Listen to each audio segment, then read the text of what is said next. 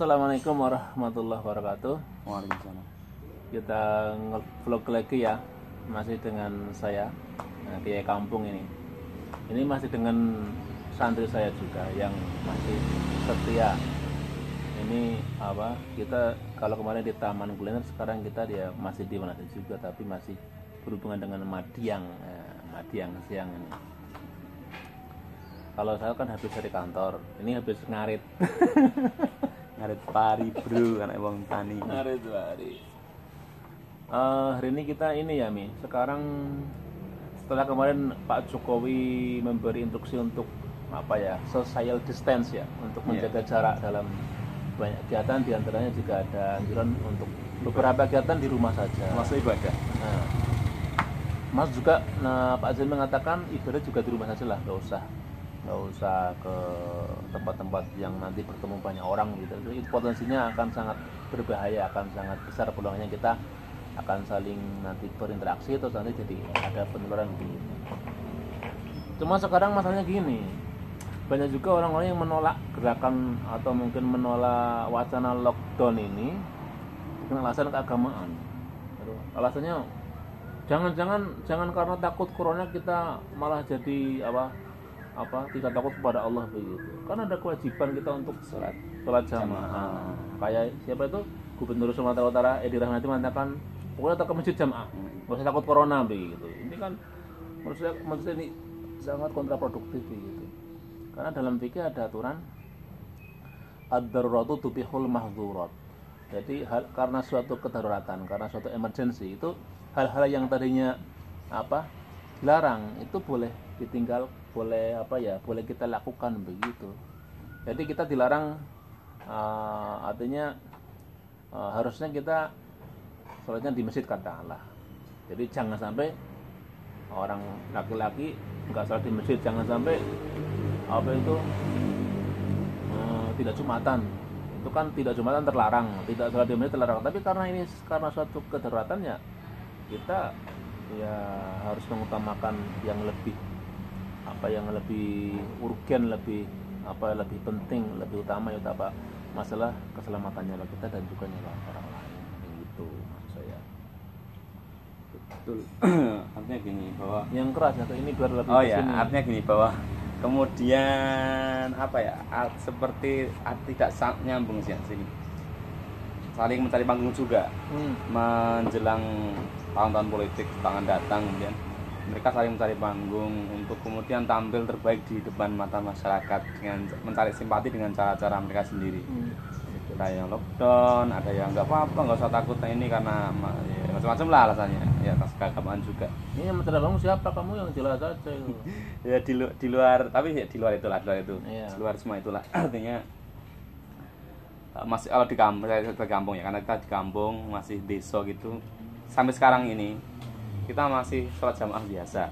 Artinya betul. Masih sholat jamaah di masjid, masih ketemu orang. Iya. Apalagi pas ngarit pari juga banyak orang, kita ngarit bareng-bareng gitu. Kerja bakatnya sambatan ngarit pari dan sebagainya, nggak ada masalah. Karena memang di sini di wilayah kita tidak, memang belum ada kasus yang semoga tidak, gitu. Semoga tidak. Tapi saya agak pesimis kalau enggak itu. Ya semoga tidak, walaupun ada beberapa ada yang indikasinya sudah aspek dan dalam pengawasan mungkin ada berapa. Tadi saya ketemu dengan satu pegawai rumah sakit RSUD juga yang ada suspek juga. Tapi semoga itu hanya indikasi yang belum sampai ke sana gitu. Hanya mengarah tapi belum sampai ke sana gitu. Tapi mungkin juga suatu saat ketika sampai lah, tapi harapan sih enggak. Kalau sampai mungkin juga akan berlaku seperti itu. Ya ini kan karena baru awal ya. Kita nanti kan nggak tahu persebarannya karena memang ya maaf saja ini mungkin kita sudah agak lambat ya. Kemarin agak terlalu santuy begitu. Merasa sudah banyak doanya, banyak kunutnya begitu, merasa tidak apa-apa begitu. Tapi sebenarnya kan itu nggak kenal agama, nggak kenal doa, nggak kenal apa itu bisa menyerang siapa saja. Kita itu jangan merasa lebih soleh dari Arab Saudi lah. Mereka dekat dengan tempat suci saja, dekat Mekah Madinah, mereka sangat rigid, sangat selektif, nggak boleh masuk. Sekarang nggak ada umroh, kosong sekarang itu Masjidil Haram itu nggak ada orang tawaf, yang tawaf biar burung saja, bukan manusia begitu. Itu loh. Jadi jangan menyerang dengan rasa-rasa yang berbau agama, karena itu untuk konteks kita menghadapi virus ini kita harus dengan pendekatan yang lebih ilmiah, dengan pendekatan yang lebih medis begitu, pertimbangan medis, bukan pertimbangan baper begitu, bukan, apalagi pertimbangan politik, janganlah. Kita masalahnya nyawa ya. Indonesia unik, artinya di kesempatan apapun pasti akan mencari panggung bagi mereka yang ingin berpolitik ya. Pada kasus apapun lah, pada hal apapun itu mereka saling mencari panggung untuk seperti itu. Karena mungkin ini Pak Jokowi ini kan terakhir. Ya. Jadi tahun saya yakin tahun 2024 nanti itu pasti kontestannya baru. Nah sekarang lagi berlomba mencari panggung. Ini menjadi tunggangannya kasus ini menjadi semacam kendaraan untuk bagaimana bersiap-siap menjadi kontestan. Iya, artinya situ arahnya bahwa kemudian pendapat-pendapat yang muncul bukan lagi berdasarkan rasionalisme yang bagus yang mengarah kepada bagaimana kita Indonesia bertahan dari corona, kita bersama berjuang melawan corona, tapi lebih kepada menonjolkan sisi yang kira-kira bisa menarik simpati masyarakat banyak untuk kepentingan jangka pendek politik gitu. Untuk kepentingan mereka sendiri untuk jangka politik itu tadi, entah dengan cara menarik simpati dari kelompok agama yang mana lah, yang mungkin yang mayoritas atau yang minoritas. Terus dia memilih dengan hoax seperti itu. Dengan pembunuhan karakter begitu. Saling menjatuhkan, saling menjegal biasa. Dan sebagai wong cilik ya, jadi gak bisa pikirin sih. Penting saya masih bisa ngarit padi saya masih tumbuh bagus, tidak ada masalah. Kalau beliau saya juga buruh lah. Orang-orang yang di lapangan itu. Ya, satu lagi keluhan saya akan sering menulisin bahwa kalau kemudian kita kayak buruh, kayak kemudian pekerja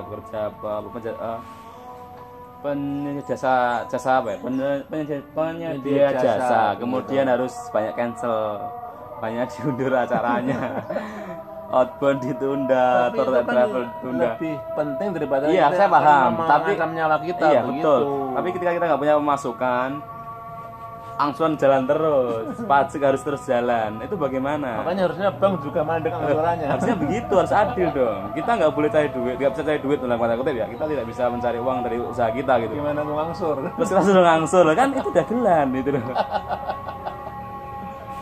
Itu yang perlu dipertimbangkan. Oke, sementara berhenti dulu karena ada azan ya, kita menghormati azan dulu. Nanti kita lanjutkan. Ya oke, tadi karena sudah azan kita break sebentar. Nanti habis ini kita akan sholat di sini, ada musola di sini. Jadi tadi poin pentingnya tadi gimana ya, Mi? Jadi emang kita rasakan ya untuk usaha-usaha yang tadi freelance ya, itu jadi mendapatkan kendala dengan dengan keadaan seperti ini gitu. Dan sangat jelas terasa ya. Iya, terasa banget sampai ke hati ya, nyerinya sampai di sini.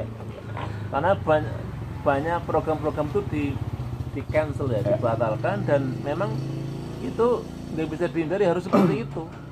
Memang harus dibatalkan. Apalagi menurut kita Sultan juga membuat kita untuk tidak menghindari keramaian dulu. Keramaian, wisata mall begitu.